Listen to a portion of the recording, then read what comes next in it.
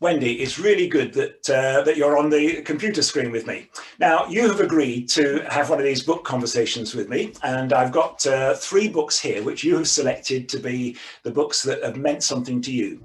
So we're going to start by looking at a book that it's quite a thick novel, The Equal or Unequal Music, and it's written by Vikram Seth. I've dipped into it a little bit. I don't know anything about the novel, but it's said to be a very moving novel. So I want you to tell us about your experience of reading this novel and tell us why it's a moving novel. Well, thank you for asking, Simon. So this book I've read a few times over probably the last 20 years or so. It's a love story, so love stories are often very moving, but interwoven into it is a lot about music, and I love classical music, and it's set in the characters of professional musicians, one of whom is in a professional string quartet, another is a pianist, and music's very moving. And it struck me that one of the reasons that you might have chosen it is because you yourself are a violinist, and very amateur violinist.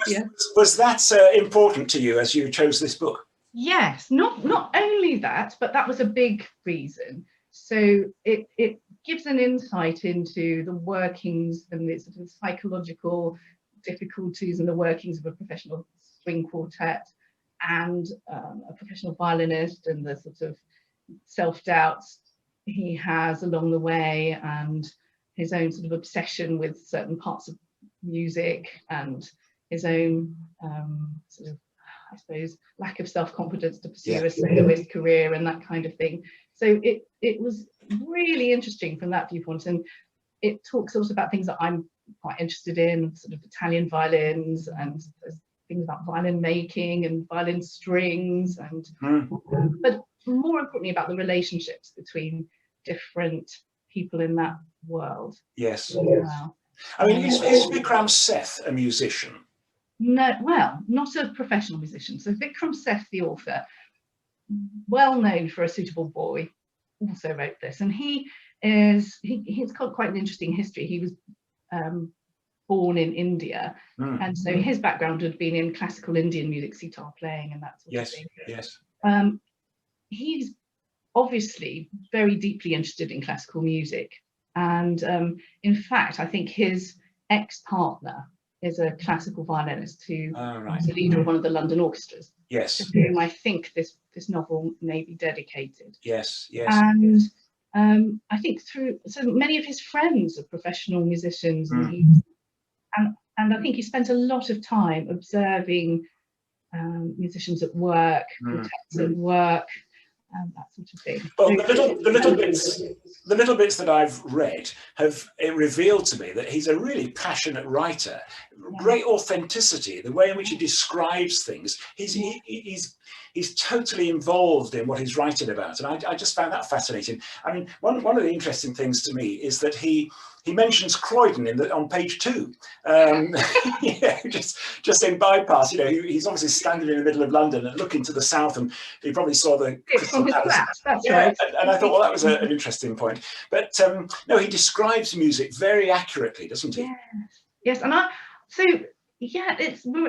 it's been really interesting. This is a novel that's grown with me over the years. I've read it a number of times. It's a bit dog-eared, because I've lent it to lots of people as well. And actually, a number of my colleagues, I work in a branch of medicine called audiovestibular medicine. So I'm very interested in ear, how sound is perceived. I don't want to spoil anything about the story, but that's really important in the story. And so actually, many of my colleagues in audiology who are interested in classical music are also particularly drawn to this novel. Yes. Because, and there's lots in there that rings true from a sort of my interest in how the ear works, and things when they go wrong as well, which ring true. And I think of my colleagues who've read this alongside me, to whom I've lent the book as well.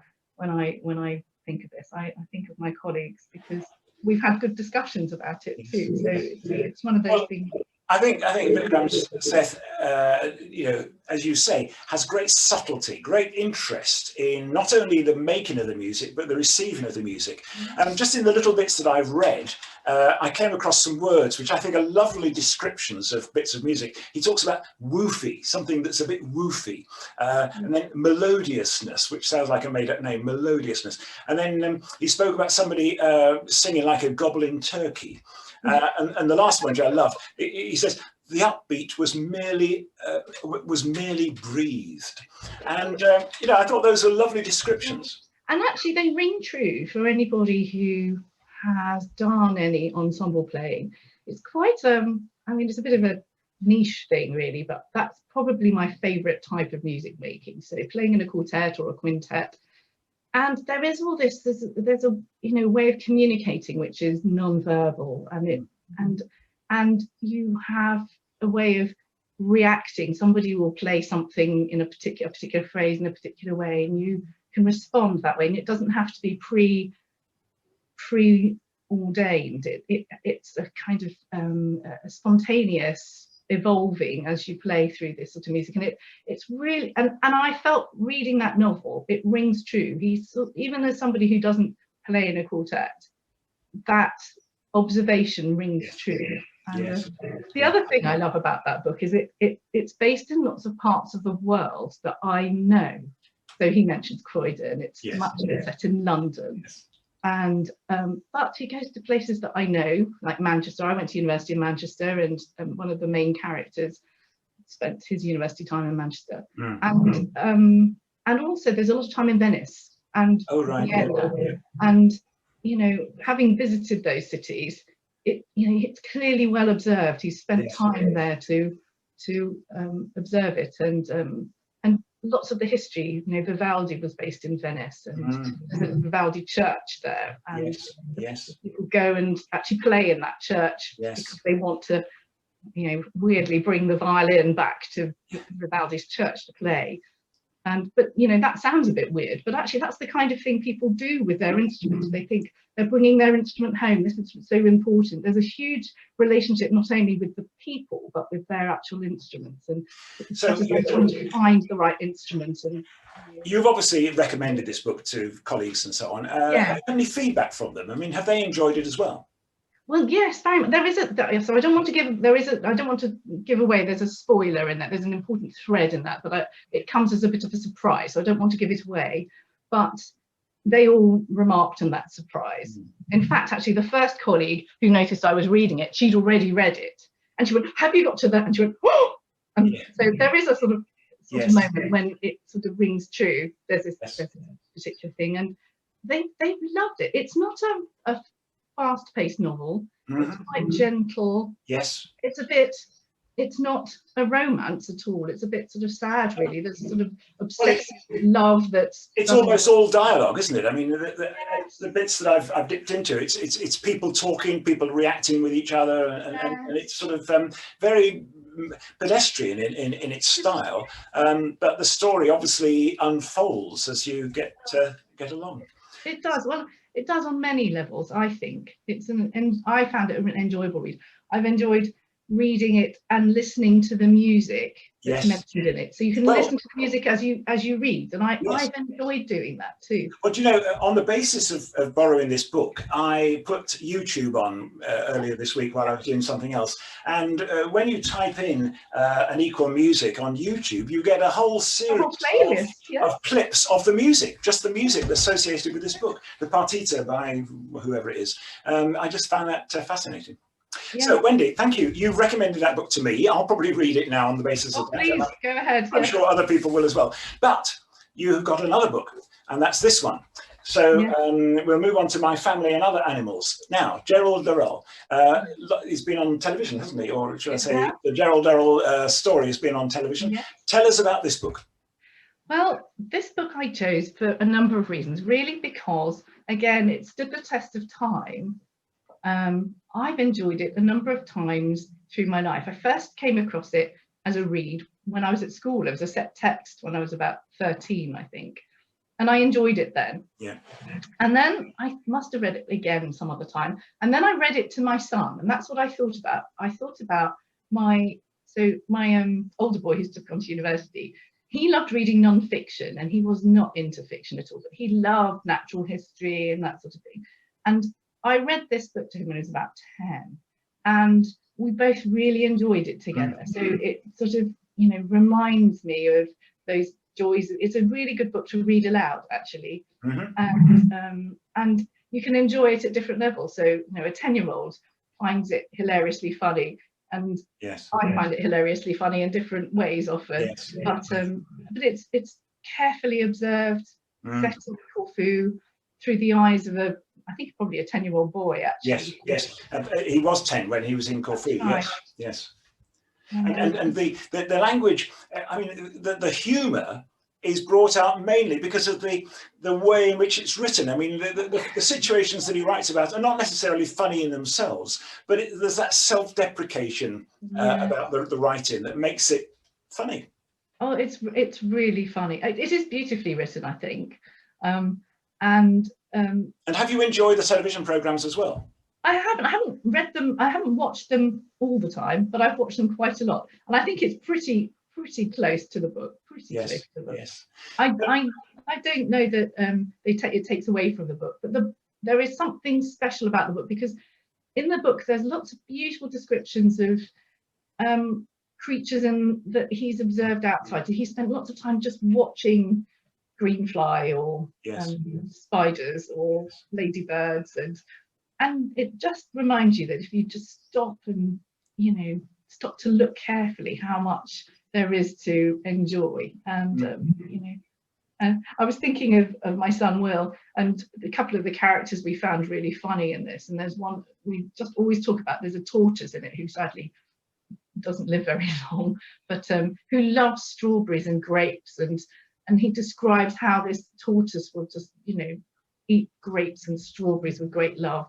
And I just think of William laughing about how, you know, Roger would save Mother because he thinks Mother's huge swimming costume is attacking her. And William thought that was really funny. Or the fact that, you know, Gerald Durrell's book is called The Bootle Bum Trinket. That was just really, really funny. And you know, it is funny, isn't it? It is.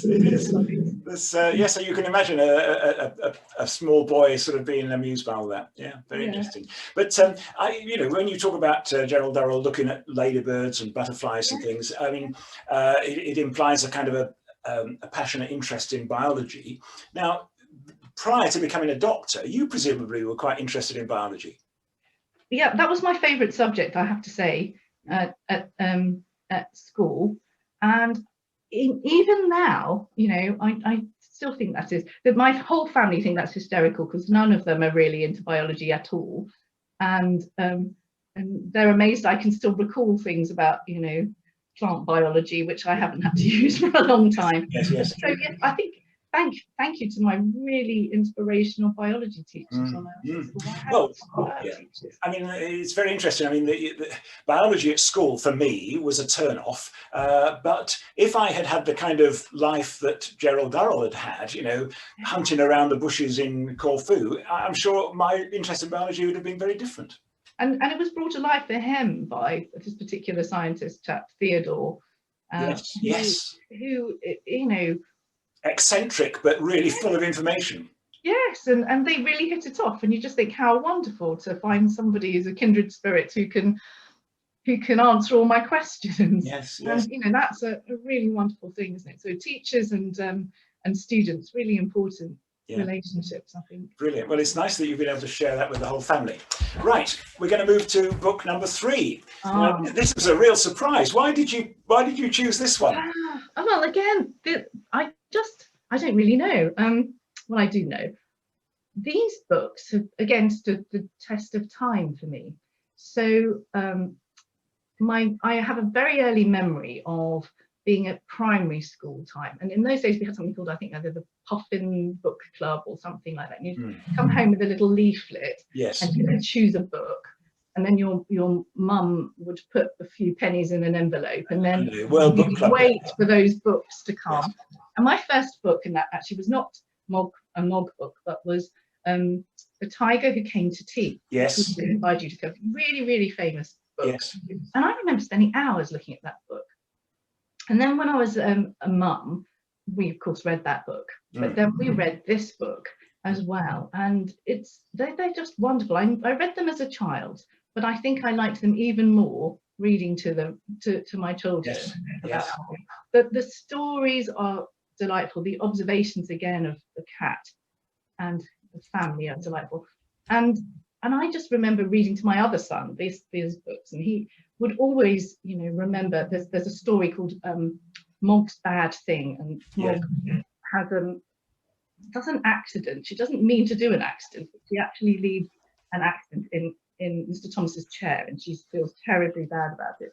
And Joshua would always point and go, and I just remember that because there's something about these stories that connect with little children. They can understand the emotions, and there aren't too many words in it either, are there? I mean, the words are very minimal. The story is sort of implied in the spaces almost. Yeah, she deliberately did that. So Judith Kahn deliberately did that, and so apparently the story goes that, well, she's a very interesting woman. She escaped from Nazi Germany. Yes, yes. Her father was a critic of the Nazis, and they got wind that he was going to have his passport confiscated, and they fled for their lives, and via Paris and other places ended up in London when she was about 13. And she worked as a secretary and then went to art college. And then when she became a mother, I think her son complained that his reading books at school were terribly boring. Yeah. So she wrote these Mog books in response to that. And I think her exact quote was something like, I'd looked this up actually, something about she wanted to use as few words as possible as well as possible.